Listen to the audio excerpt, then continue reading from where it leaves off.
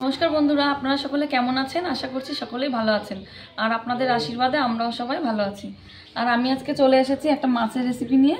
তো এইটা হচ্ছে সিলভার কাপ মাছ। এই মাছগুলোকে আমি পাতুরি করব আর এই মাথাগুলোকে আমি আলাদা সরিয়ে রাখবো। আর মাছ পাতুরি করার জন্য খুব সিম্পল মশলা নিয়েছি, শুকনো লঙ্কা আর কাঁচা লঙ্কা, রসুন, আদা আর জিরে। এটাকে আমি ভালো করে শিলে বেটে নেব, নিয়ে তারপরে আমি আবার চলে আসছি। বন্ধুরা, এই যে মশলাগুলো সব বেটে নিয়েছি একসাথে। এবার মাছের মধ্যে দিয়ে দেবো লবণ,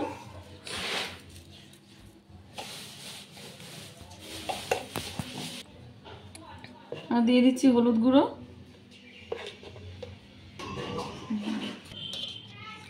তো নুন হলুদ দিয়ে মাছটাকে মাখিয়ে নিচ্ছি।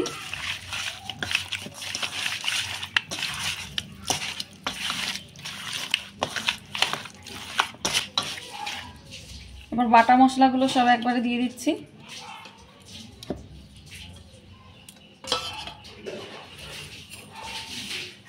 আর দিয়ে দিচ্ছি সর্ষের তেল।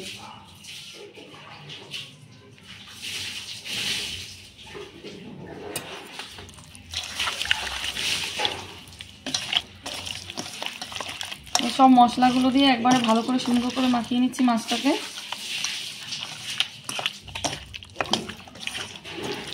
নিয়েছি ধনেপাতা কুচি, একটু ধনেপাতা কুচি দিয়ে দিচ্ছি।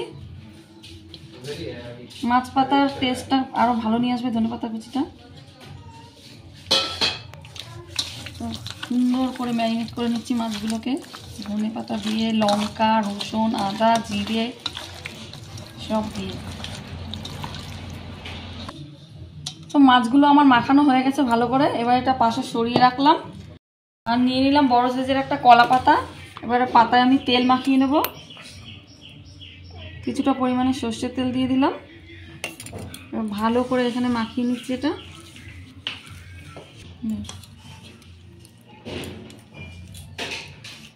আর এবার আমি মাছগুলোকে খুব সুন্দর করে সাজিয়ে সাজিয়ে পাতিয়ে দেব।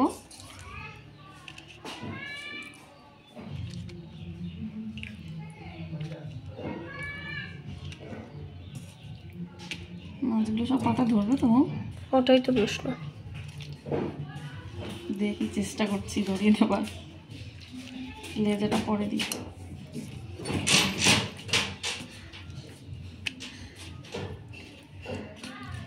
সিলভার কাপ মাছের এই মাছটার এখানে এত সুন্দর তেল থাকে, তো এটা পাতায় ভাজলে খুব ভালো লাগে খেতে। এটা আজকে আমার। অবশ্যই খাবি, অসুবিধা নেই।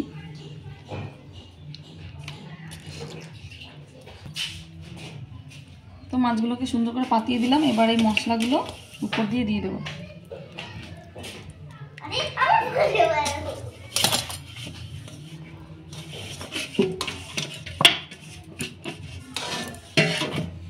এত সুন্দর গন্ধ বেরিয়েছে না বন্ধুরা।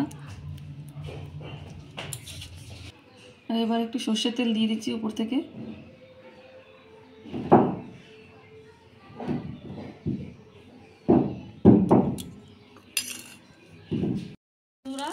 গ্যাস ধরিয়ে তাওয়া বসিয়ে কলা পাতা একটা দিয়ে দিয়েছি।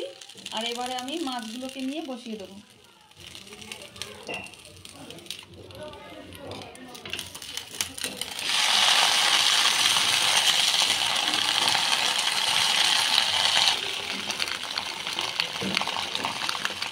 তো বন্ধুরা, এই যে মাছগুলোকে ভাজা বসিয়ে দিয়েছি।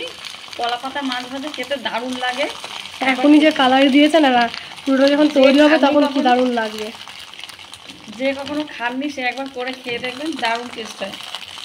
আর এই মাছটা দেখেই মনে হচ্ছে দারুণ লাগবে খেতে। মাছটা খুব তেল হয়েছে, ফ্লেভারটাও দারুণ আসবে, স্মেলটা মানে এত সুন্দর স্মেল বেরোচ্ছে না, কাঁচা স্মেলটাই খুব সুন্দর বেরোচ্ছে। তো এবার একটা কলা পাতা নিয়ে এটা দিয়ে এই যে ঢেকে দিতে হবে। এবার আস্তে আস্তে ভাজা হতে থাক। এবার পাতাটা উল্টে দেখবো মাছটা কীরকম হলো। মাছগুলো থেকে জল ছেড়ে দিয়েছে। এই জলটা শুকিয়ে আসলে তারপরে মনে করতে হবে যে এই পিঠটা হয়ে গেছে, তারপরে উল্টে দেবো।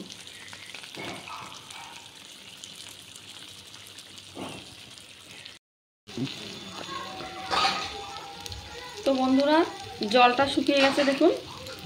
এবার মাছটাকে উল্টে নেব। মাছের ওই পিঠটা হয়ে গেছে, এবার উল্টে নিচ্ছি। মাছগুলোকে প্লেটটার মধ্যে নামিয়ে নেব।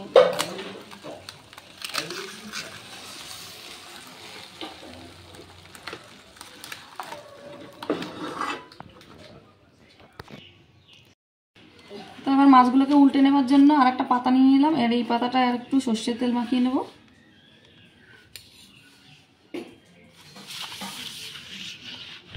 তো সর্ষের তেলটা মাখিয়ে পাতাটা এই মাছের উপরে দিয়ে দিচ্ছি।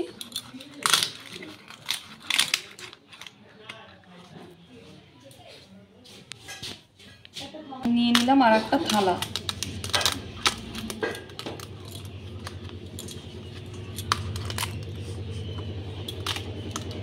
এবার এই থালাটা বসিয়ে এবার এইভাবে উল্টে দেবো। খুবই সিম্পল উল্টানো।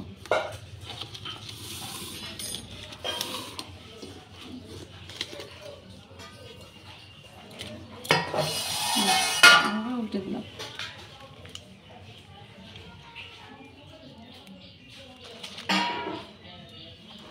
তো এবার উল্টে এইভাবে দিয়ে দেবো মাছটা আবার তাওয়ার মধ্যে। খুবই সিম্পল। যতটা মনে হয় কঠিন, কিন্তু ততটা কঠিন নয়। পাতাটা সরিয়ে দেখে নেবো মাছটা কেমন হলো। দেখুন কত সুন্দর হয়েছে।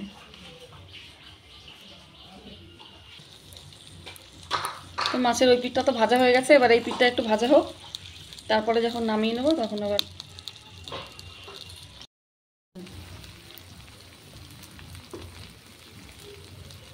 তো বন্ধুরা, মাছের পাতুরি দেখুন আমাদের হয়ে গেছে।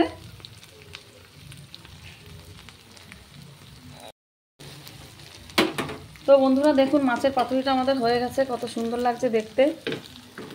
এবার আমি গ্যাসটা অফ করে দিচ্ছি।